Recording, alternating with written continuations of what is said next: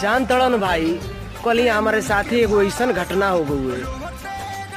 आप लोग से सोचा तनी बताई कि ना बताई, लेकिन बता ही देते हैं। गौवा के बगलिया में एगो शादी रहे, हम भैया कुहारे के जात 10-20 के चक्कर में कौमी की चलो लेके चलो कलसवा जौन परछावन जनबे कर कोने का होला तो 10-20 जौने मिल जाला। चना जिलेबी खाए के हम लालच रहुए गौवी ओकरे द्वार पर, तो पता चलता कि लड़किन भाग गई बिया।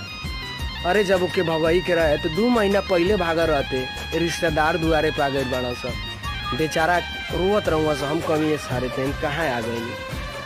फिर तब ऊ साला जौने के राशने के चाउर खाए के बा उहे रंगदारवा बहिन चुद लेके भागत सब। कौन गाना गा के पटा लेता सब।